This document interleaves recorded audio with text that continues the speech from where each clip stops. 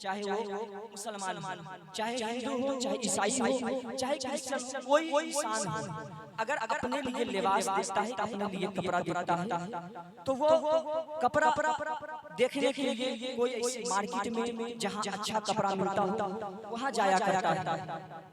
और उसके बाद चाहे वो तिसौता की मार्केट हो, चाहे वो महुआ की मार्केट हो, चाहे वो पटने की मार्केट हो, चाहे वो हाजीपुर की मार्केट हो, चाहे कोई ऐसी मार्केट हो, कोई दुनिया का मार्केट, वो मार्केट में पहुंचेगा, दुकानदार के पास, अच्छे दुकानदार के पास पहुंचेगा, उसके बाद कहेगा, ऐ दुकानदार मुझे कोई लिबास दिखाओ। आप लिबास देखना शुरू कर देंगे, आप कलर निकालना शुरू कर देंगे, दुकानदार कलर निकालना शुरू कर देंगे, लिबास दिखाना आपको शुरू कर देंगे। जब बंदाए मोमिन कोई इंसान जब लिबास उसे पसंद आ जाता है, अब पसंद आने के बाद वो कलर चॉइस कर लेता है, कलर चॉइस करने के बाद वो लिबास को देखता है, उठा कर देखता है, पलट कर देखता है, खंगाल कर देखता है कि कहीं इसमें दाग धब्बे हैं कि नहीं, इसमें कट हो छट है कि नहीं। लेकिन आज मैं आपके दरमियान बहुत बड़ी बात लेकर गुजरने की कोशिश करता हूँ। ये मेरे मिलत के नौजवानों, तुम सुन्नी मुसलमान हो, तुम आका अलैहिस्सलाम के कलमा पढ़ने वाले हो, तुम आका अलैहिस्सलाम को मानने वाले हो, तुम तो कहते हो हुजूर अलैहिस्सलातु व तस्लीम से जामे कौसर भी पीऊंगा, तुम तो कहते हो कि मैं जन्नत का हकदार भी बनना चाहता हूँ, तो जन्नत मुझसे नहीं मिलेगा जो आका अलैहिस्सलाम के कवानीन से हटकर चलेगा, जो आका अलैहिस्सलाम के शरीयत से हटकर चलेगा। आओ जरा, जब आज आप और आपके मुआशरे जब लड़की और लड़का देखने जाते हैं, आज आप अपने मुआशरे में देखने जाते हैं, कहीं लिबास देखने जाते हैं तो अच्छा देखते हैं, वहाँ कटो छट नहीं देखते हैं। लेकिन लफ्ज़ लिबास यहाँ क्यों आया? लफ्ज़ लिबास इसलिए आया, मैं आपको समझाने की कोशिश करूंगा। आओ जो हमको करीब कर सुनने की कोशिश करना। आज एक मर्द चाहे एक औरत, लड़की चाहे लड़का देखने जाता है, आज उसके अंदर बुराई निकालने की कोशिश करता है, कट और छट निकालने की कोशिश करता है। मैं पूछना चाहता हूँ, आज सोसाइटी से आज लड़की के अंदर थोड़ी सी सब्जी काटने में कट आ गया तो आज हम समझते हैं कट है। आज लड़की के अंदर अगर कोई काम करने के दरमियान अगर कोई कट हो गई तो आज हम कट समझते हैं। आज किसी का कान हल्का टेढ़ा है तो आज हम कट समझते हैं, किसी की अंगूठी तनी छोटी है तो आज हम समझते हैं कट है। लेकिन आपको समझ में नहीं आएगा, कट का मतलब ये नहीं बताया गया, शरीयत इसका कट का मतलब ये नहीं बताता है कि अगर सब्जी काटने से उसकी नखून कट जाए तो ये कट है, चाहे उसकी लिबास में हल्की, चाहे उसकी पाँव में कट हो तो ये कट है। शरीयत ये नहीं बताती है, कट का मतलब ये बताया है शरीयत। अगर वो लड़की चाहे लड़का अगर बेगर नमाजी है तो ये कट है, वो कुरान के आकाम पर नहीं चलती है तो कट है, और शरीयत मुस्तफा पर अपनी जिंदगी नहीं गुजारती है तो कट है। अगर ऐसे लड़की को अपने घर की जीनत बनाएंगे तो खैर बरकत नहीं होगा, अगर ऐसे लड़की को अपने घर की बहू बनाएंगे तो खैर बरकत नहीं होगा। अगर आपको देखना है, एक लड़की के अंदर देखना है तो ये देखिए वो नमाज पढ़ने वाली है कि नहीं। अगर एक लड़का के अंदर देखना है तो देखिए वो नमाज पढ़ने वाला है कि नहीं, वो कुरान का आदी है कि नहीं। देखना है लड़के के अंदर तो ये देखिए कि वो शरीयत मुस्तफा पर अपनी जिंदगी गुजारती है कि नहीं। ऐसे लड़के को अपने घर का दामाद बनाइए, इंशाअल्लाह। इंशाअल्लाह मेरा वादा नहीं है, बल्कि ये किसी मुफ्ती का वादा नहीं है, किसी मुहद्दिस का वादा नहीं है, बल्कि रब का फरमान है। अगर लड़का शरीयत मुस्तफा पर जिंदगी गुजारता है तो इंशाअल्लाह अगर ऐसे लड़के को अपने घर का दामाद बनाएंगे तो तेरे घर में रहमत भी होगी, तेरे घर में बरकत भी पहुंचती होगी।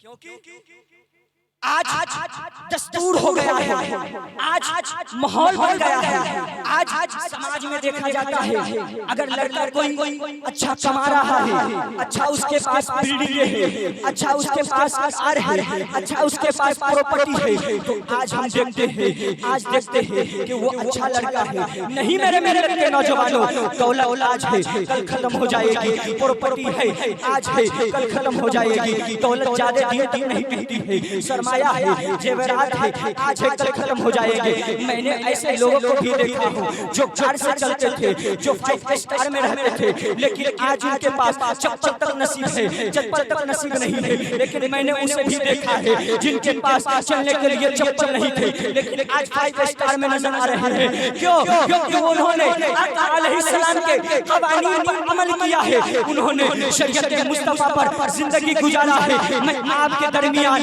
चप्पल वालों के दरमियान और जहां से भी आने वाले हैं उनसे मैं यही पैगाम देने की कोशिश करूंगा, यही कहूंगा, लड़के में अगर कुछ देखे ना देखे, अगर देखे तो दीनदारी देखे।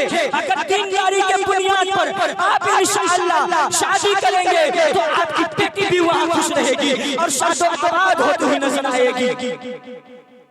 क्योंकि दौलत आज खत्म हो जाएगा, कल खत्म हो जाएगा, लेकिन ये दौलत हमेशा रहने वाली चीज नहीं है।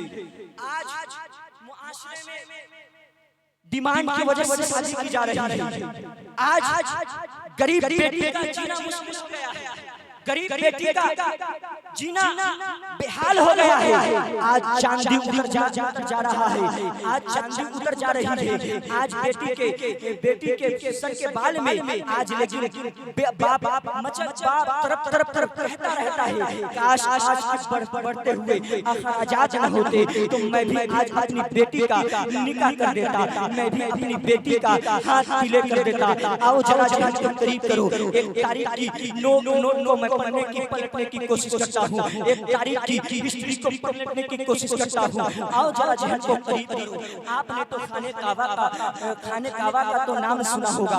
आओ खाने काबा के कौन मुतवल्लिद है? आओ खाने काबा के एक मुतवल्लिद है जिन्हें हम और खूब जानते हैं और पढ़ा भी है, देखा भी है किताबों में। लेकिन जरा जहन को करीब कर सुनने की करना, बहुत बड़ी बात करने की कोशिश कर रहा हूँ आज। आपने सुना होगा हजरत अब्दुल मुत्तलिब का तो आपने नाम सुना होगा। ये कौन है हजरत अब्दुल मुत्तलिब है? ये वो हजरत अब्दुल मुत्तलिब है जो खाने काबा के मुतवल्लिद है। ये कौन हजरत अब्दुल मुत्तलिब है? ये आम बकरियों के मालिक नहीं है, बल्कि इनके पास बड़े रेवर के ये मालिक है। इनके पास दौलत का अंबार है, इनके पास जेवरात का अंबार है, इनके पास बिल्डिंगों का अंबार है। और ये खाने काबा के मुतवल्लिद है। ये हुजूर अलैहिस्सलातु वस्सलाम के, ये हुजूर अलैहिस्सलातु वस्सलाम के दादा जान है।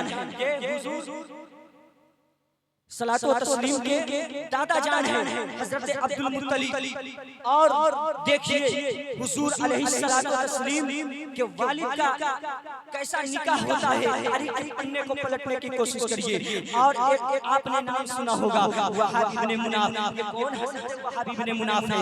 ये वो हजरत वहाब इब्ने मुनाफ है जो आम आदमी थे। ये गरीब घराने से है, ये गरीब है। इनके पास न कोई दौलत का अंबार है, न इनके पास कोई प्रॉपर्टी का अंबार है, न इनके पास कोई जेवरात का अंबार है। ये आम बकरियों के मालिक है। ये हजरत वहाब इब्ने मुनाफ, इनके वहाब इब्ने मुनाफ की बेटी हजरत आमना है इधर जवान, और हजरत अब्दुल मुत्तलिब का बेटा यानी लखले जिगर हजरत अब्दुल्ला है। ये कौन हजरत अब्दुल्ला है? ये हुजूर अलैहिस्सलाम के वालिद है। आओ जरा जहन को करीब करके सुनने की कोशिश करना। वहाब इब्ने मुनाफ कहते हैं, मैं चाहता हूँ मैं अपनी बेटी का निकाह हजरत अब्दुल्ला से यानी हजरत अब्दुल मुत्तलिब के पोते से, हजरत अब्दुल मुत्तलिब के बेटे से करना चाहता हूँ। और हजरत वहाब इब्ने मुनाफ अपने घर वालों को बुलाते हैं, अपने सोसाइटी वाले को बुलाते हैं, अपने रिश्तेदार वालों को बुलाते हैं, अपने समाज वाले को बुलाते हैं, अपने कबीले वाले को बुलाते हैं, अपने मुआशरे वाले को बुलाते हैं। और बुलाने के बाद बैठ जाते हैं। बुलाने के बाद कहते हैं, ए सुनो सुनो समाज वालों, ए सुनो सुनो गांव वालों, ए सुनो सुनो मेरे रिश्तेदारों, सुनो मैं चाहता हूँ मेरी बेटी हजरत आमना जवान है। मैं चाहता हूँ उस हजरत अब्दुल मुत्तलिब का बेटा जवान है। मैं चाहता हूँ कि मैं अपनी बेटी का निकाह हजरत अब्दुल्ला से करने चाहता हूँ।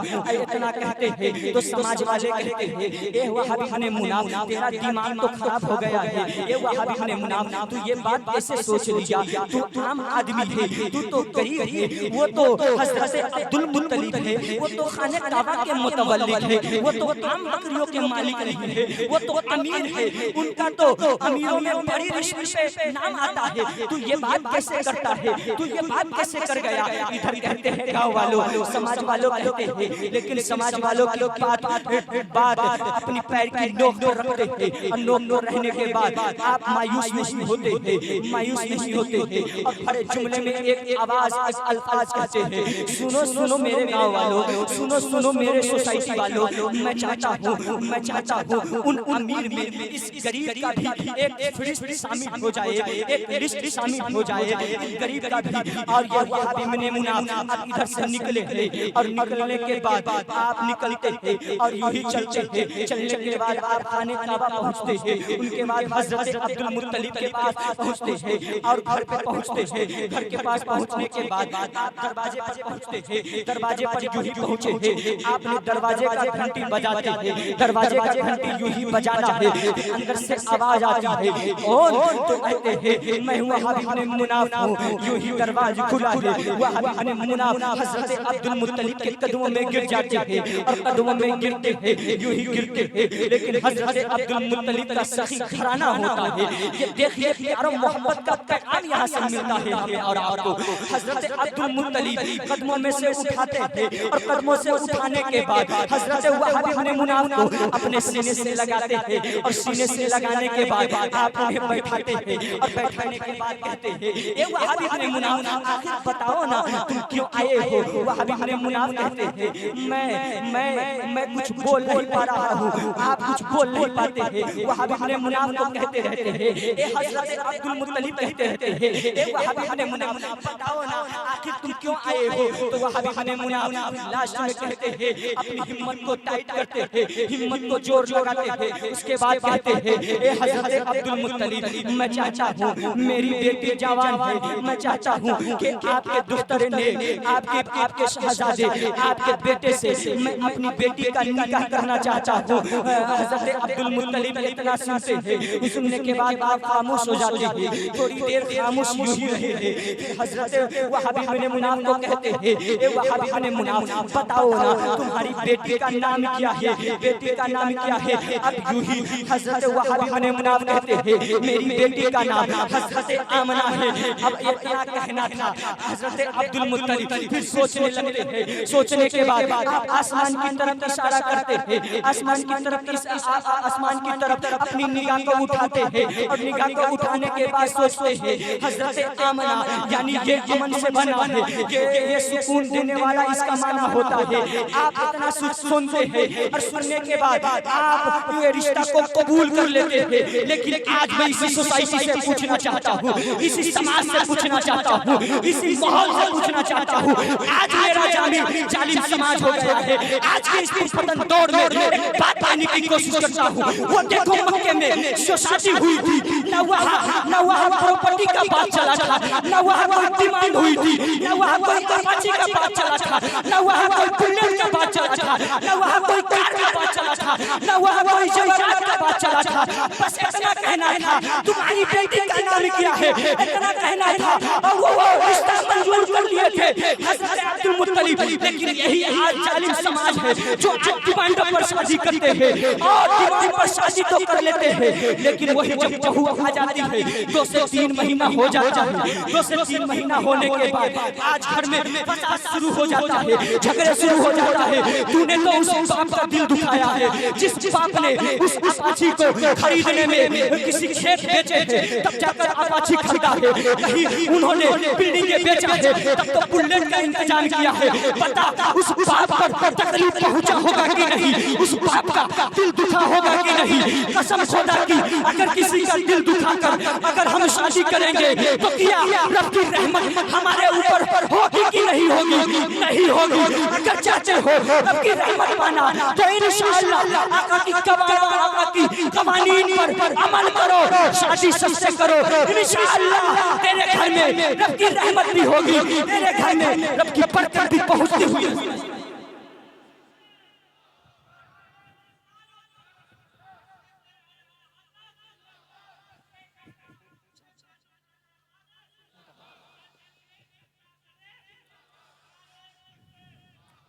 और 3 दिन बाद आप हुक्म दे देते हैं हजरत अब्दुल मुत्तलिब वहां ने मुनाफ को जाइए इंतजाम कीजिए। देखिए कि मक्के का शादी जो हुआ था, लेकिन आज हमारी इस सोसाइटी ने जीना तबाह कर दिया है उस गरीब का।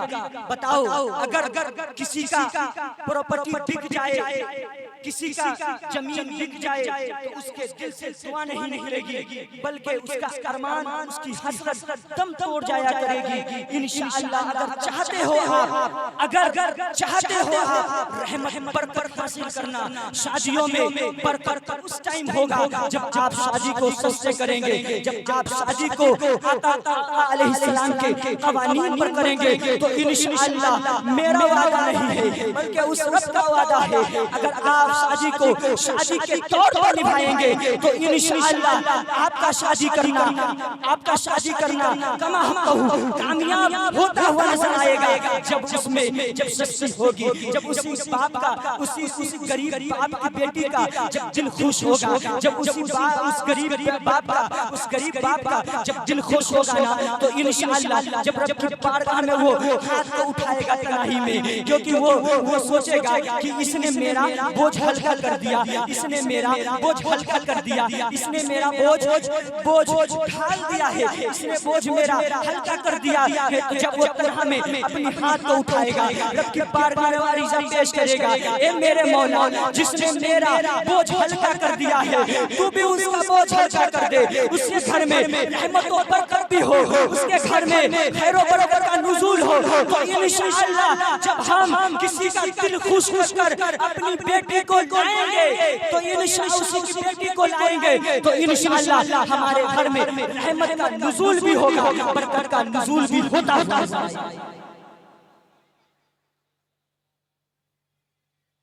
आज एक बेटी भी नहीं समझ पाती, आज एक बेटी भी नहीं समझ पाती है कि आखिर हो क्या गया है समाज में। आज एक शहर थोड़ा कमा रहा है, आज जो शहर लेबर मजदूरी कर रहा है, आज उसकी कमाई 15,000 है, 10,000 है। आज क्या होता है कि आज हमारी बहन, उसका कमाई 10,000 और 15,000 हुआ करता है, लेकिन आज वही बहन जब उससे 15,000 से ज्यादा डिमांड करेगी, उससे मुतालबा करेगी, तो यहाँ रिश्ते तबाह बर्बाद होता हुआ नजर आता है। मैं उन बहनों से पैगाम देने की कोशिश करता हूँ, ए मेरी बहनों, एक बात को अपनी दिल पर नोट करने की कोशिश करना। जहाँ से सुन रही हो, अगर सुन रही हो, तो मेरी इस बात को आप अपने दिल में बैठाने की कोशिश करना। आज तेरा शहर अगर 10,000 कमा रहा है, तू आज 11,000 का डिमांड न कर। तेरा अगर शहर 12,000 कमा रहा है, तो 13,000 का डिमांड न कर। अगर तू 13,000 का डिमांड करेगा, तू 14,000 का डिमांड करेगा। अगर तेरा शहर 10,000 जमाएगा, तो वो मुसीबत में पड़ जाएगा। वो सोचेगा और वहाँ से वो गलत मनाजिर तैयार करेगा। वो तो चोरी न करेगा, वो डकैती डालेगा। अगर डकैती डालेगा, तो ये कमा हक कहूँ नाकाम होगा। वो गलत रबिश से पैसा तो ले आएगा, तेरा तो मुतालबा पूरा कर देगा। लेकिन जब गलत से जो कोई पैसा कमाई जाती है, गलत से जो रकम कमाई जाती है, उसमें खैर और बरकत का नुज़ूल नहीं होता है। मैं उन बहनों से कहूँगा कि तेरा शहर जितना में कमाता है, उसमें तू खुश रहा कर, क्योंकि आका अलैहिस्सलाम ने अपनी फातिमा बेटी को एक पैगाम दिया था, अगर किसी का शहर अगर कम कमा रहा है, उसमें तू सब्र कर ले, क्योंकि कुरान का इरशाद रब्बानी है, अगर कोई बंदा चाहे बंदी हो इस पर अमल कर लेती है, तो इंशाअल्लाह उसका घर सादो आबाद होता हुआ नजर। क्योंकि आज एक बहन को भी देखा जाता है, आज औरत समझने के लिए तैयार नहीं है। आखिर हस्बैंड क्या करेगा, आखिर वो मर्द क्या करेगा? जब कम कमाएगा तो ज्यादा की डिमांड कैसे पूरी करेगा? आज सोचने की बात है, समझने की बात है, हमें और आपको समझने की बात है। क्योंकि जितनी कमाई होगी, जितना रकम उसके पास होगा, उसी में न वो सभी को पूरा करेगा। क्योंकि आज देखा जाता है मुआशरे का, आज बहू आ गई हमारे घर, दुपट्टे का हवा लगा, बहू को हम ले लेते हैं और अलग रहने लगते हैं। आज माँ को एक किनारे में हम छोड़ देते हैं। क्यों होता है? जब आज हम लड़कियां देखेंगे अगर सुन्नत रसूलुल्लाह पर, तब तो हम कमा कहूँ आज बाहर न छुपे हुए नजर आएंगे। आज घर में इख्तिलाफ क्यों पैदा होता है? आज सुन्नत रसूलुल्लाह पर शादी क्यों नहीं हो रही है? आज जब आका अलैहिस्सलाम की ये सुन्नत तो है, निकाह करना एक आधा ईमान मुकम्मल होता है, निकाह करने से आधा ईमान मुकम्मल होता है। लेकिन आज इस पर खैरों पर रसूल क्यों नहीं होता है? क्योंकि आज हम शादियां कर रहे हैं, तो शादियां हम सुन्नत रसूलुल्लाह पर नहीं कर रहे हैं। आज सुन्नत को हम पीठ पीछे डाल दिए हैं। आज रस्म आज जन्म लेने लगे हैं। आज फितने के फितने शादी में जन्म लेने लगे हैं। आज देखिए, आज हमारे समाज में गीत का रस्म आ गया है। आज हमारे समाज में आज बैठा दिया जाता है और दोनों बगल से वो कुटाई हो रही है, वो हल्दी मैला हो रहा है। भाभी भी लगा रही है, भाभी भी लगा रही है, ननद भी लगा रही है, भौजाई भी लगा रही है। ये रस्म कहाँ से आ गया? ये तो रस्म नहीं था। आज चाहते हो खैरो बरकत का नुज़ूल होना, आज चाहते हो कि हमारे घर में खैरो बरकत हो, आज चाहते हो हमारे घर में बरकत नसीब हो, आज चाहते हो हमारे शादी में बरकत आए, तो कसम खुदा की इन रस्मों को दूर करो। अगर आप इस फितने को दूर करेंगे तो इंशाअल्लाह, अगर सुन्नत रसूलुल्लाह पर आप शादी करेंगे तो यकीनन कहते हैं कि शादी करना तेरा कामयाब होता हुआ नजर आएगा। क्योंकि आज शादी जो हो रही है, आज बहुत रस्म और रिवाज हमारे जन्म ले लिया। आज मैं एक प्रोग्राम से गुजर रहा, देखिए आँख है, मैं इधर उधर की बातें नहीं करता, क्योंकि मैं गुजर रहा था। जब मैं गुजरा तो देख रहा हूँ